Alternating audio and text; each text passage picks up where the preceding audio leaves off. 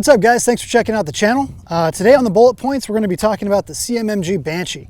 If you guys have seen our previous videos on this, this one's going to be a little bit new and different. The hint is here in the magazine.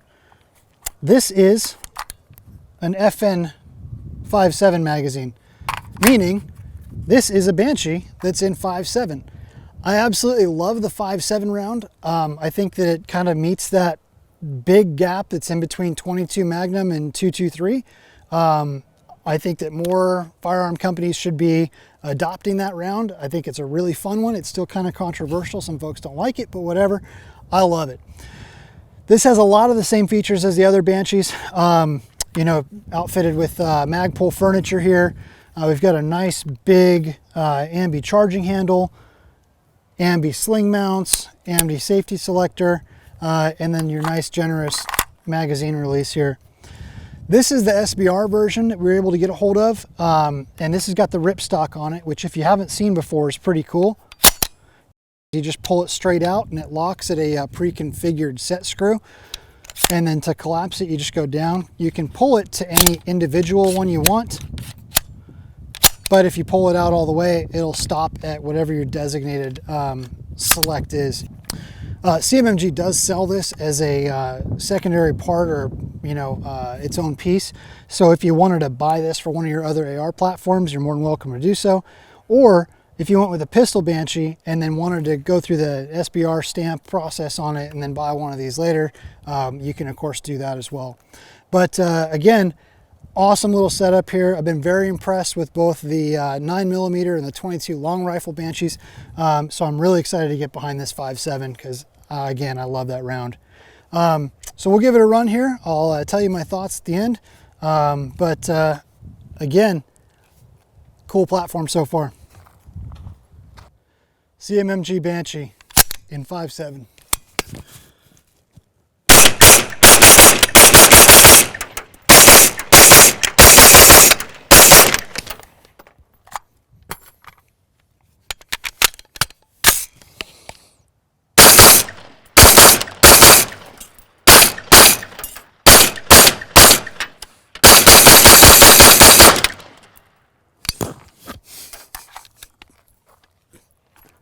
I like it so far.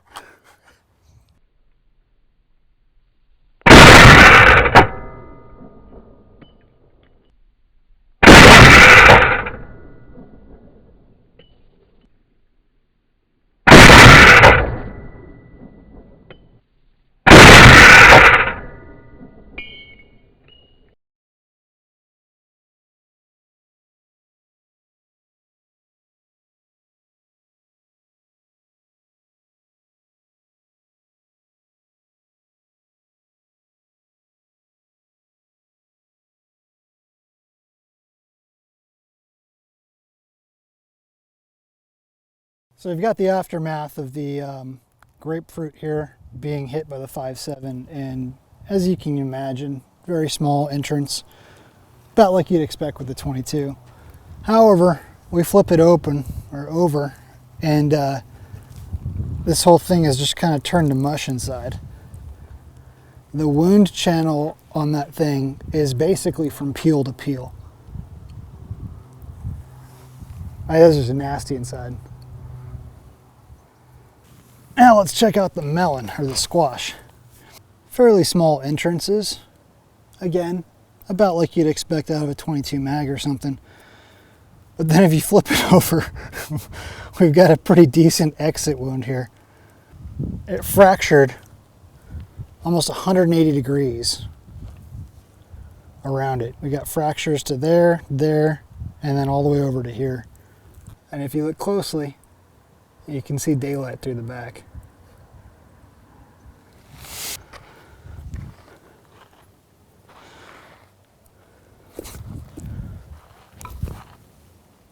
So 5.7 hasn't been widely adopted yet. It's still somewhat of a controversial round. Some folks feel it doesn't have as much oomph as like a 223. Other folks feel that it may have excessive penetration. So we're going to test the penetration power of this in a 5-inch barrel by punching through a couple car doors here. So we're going to line up on the car, See if I can punch through the driver side door and all the way through the passenger side door, and then we'll check the trunk as well, see if there's any more meat back there that's going to stop it. But I have a feeling it's going to go through both doors. I know for sure it'll do one, because I mean a 22 mag should do that. But anyway, I'm curious to see what this over penetration looks like.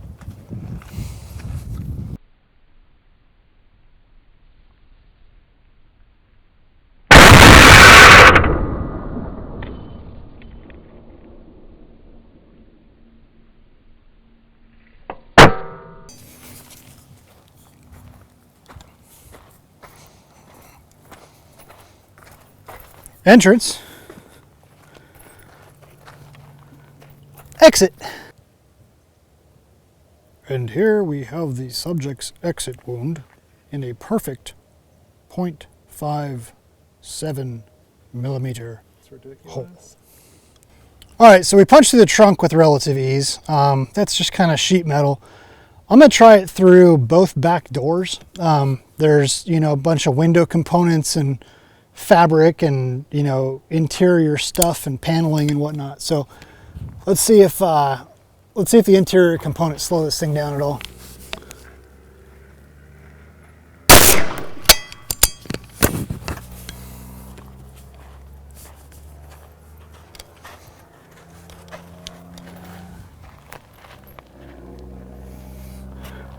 Oh shit. Hey there, folks.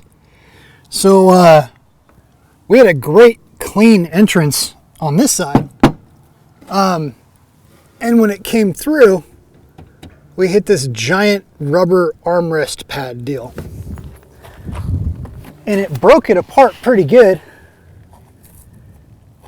All the inner plastics and whatnot are shredded to all hell, and I'm guessing that the bullet just kind of went out this way somewhere. I'm gonna take another shot with it and see if I can not hit that thing. I'm gonna aim up a little bit and then see if we can get to punch through kind of this section here. Less thick rubbery stuff to stop it. So let's give that a whirl.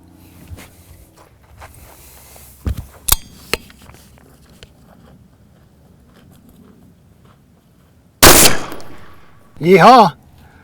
Punchity Puncherson right here. So we've got a very crisp entry. We've got the fabric kind of blown out here. Let's see.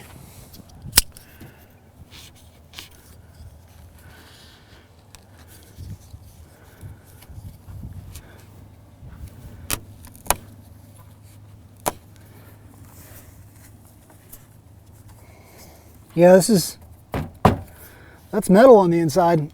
So it punched through both of those real well. I think my problem was I was kneeling down, aimed a little bit high, and it probably went out the back window. So, or the other side window. So I'm gonna try this one more time. Hopefully I can hit it in the exact right spot to where we still stay underneath the window, but above the door handle, and don't hit any major components. I really do think that this 5.7 will punch through both of these doors. So it's just up to me to make a good shot, which is hard to do sometimes. All right, last time, I promise. I was about 3 inches below the other one. I don't think we hit any major components of the car.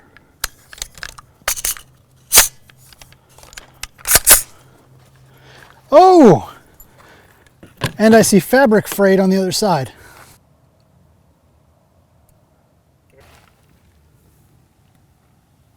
Me again. All right, so we had our first round come through the handle. We had our second round breakthrough up here, but I think this one went through the open window on that side. And our third one, right here-ish, made a very clean entrance, what feels like a very clean exit on this side, and I see frayed fabric over on that side.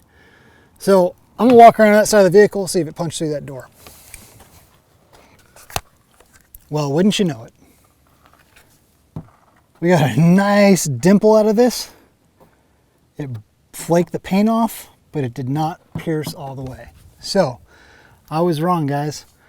5.7, Badass, zippy, fun little round. High velocity, lots of fun to shoot, but it won't go through 2 car doors. At least of a Pontiac Seville or whatever this thing, Sunbird. Is it Sunbird? Sunbird. LE. Anyway, great round, great gun.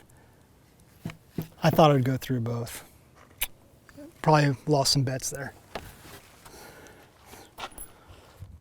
And it's at this exact moment that I realized that I did not wear my eye protection, even though it was on my freaking head for like better than half that shoot. So shame on me. I blame my camera guy. He should have told me. Anyway, hats off to CMMG. Great product here. I love the Banshee line. We've done the reviews on the 22 LR version, on the 9mm version, and now this one in 5.7. Super, super fun gun. Very compact, very lightweight, comes in at about 4.5 pounds.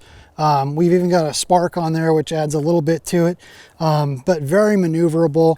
And the fact that it comes in an SBR with the ripstock, or you can buy the pistol version with a brace instead and then add this on after you get your SBR stamp, that is freaking awesome. Big thank you to Silencer Shop for hooking us up with this thing today. Big thank you to CMMG also. Make sure you guys check one of these things out, man. They are just incredibly fun. Hopefully you'll see one at the local range, or better yet, just cruise over to Silencer Shop. They always have them at a bit of a discount there than I've found other places online. So check them out, silencershop.com. Again, guys, thanks for tuning in to our review of the CMMG Banshee in 5.7. Keep in mind, it does come in 11 Cerakote colors. We got kind of the baby diarrhea brown one, but they've got like titanium and copper and, you know, a whole bunch of other stuff. So check out the site and you'll figure it out. Anyway, guys, thanks for tuning in. We'll see you next time.